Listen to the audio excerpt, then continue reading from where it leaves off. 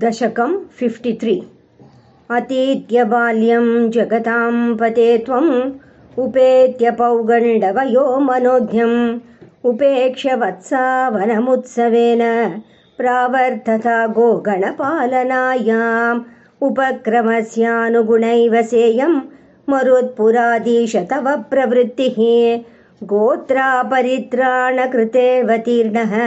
तदेव देवारभतास्तदायते कदापि रामेण समं वनान्ते वनश्रियं वीक्ष्य चरन् सुखेन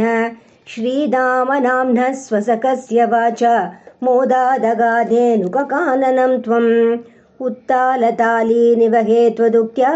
बलेन धूतेद बलेन दोर्भ्यां मृदुकरश्चाभ्यपतत्पुरस्तात् फलोत्करोधेनुकदानवोऽपि समुद्यतो दैनुकपालनेऽहं कथं वदं दैनुकमद्य कुर्वे इतीव मत्वा ध्रुवमग्रजेन सुरौघयोद्धारम् अजीगनस्त्वं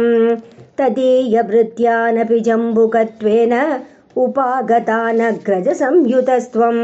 जम्बूफलानीव तदा निरास्तः तालेषु खेलन् भगवन्निरास्तः विनिघ्नति त्वय्यत जम्बुकौघं सनामकत्वाद्वर्णस्तदानीं भयाकुलो जम्बुकनामधेयं श्रुतिप्रसिद्धं व्यदितेति मन्ये तवावतारस्य फलं मुरारे सञ्जातमध्येति सुरैर्नुतस्त्वं सत्यं फलं जातमिहेतिहासि बालैः समं तालफलान्यभुङ्क्ताः मदद्रवसृन्ति बृहन्ति तानि फलानि मेधो भरभृन्ति भुक्त्वा तृप्तैश्च दृप्तैर्भवनं फलौघं वहद्भिरागा खलु बालकैस्त्वं हतो हतो धेनुक इत्युपेत्य फलान्यदद्भिर्मधुराणि लोकैः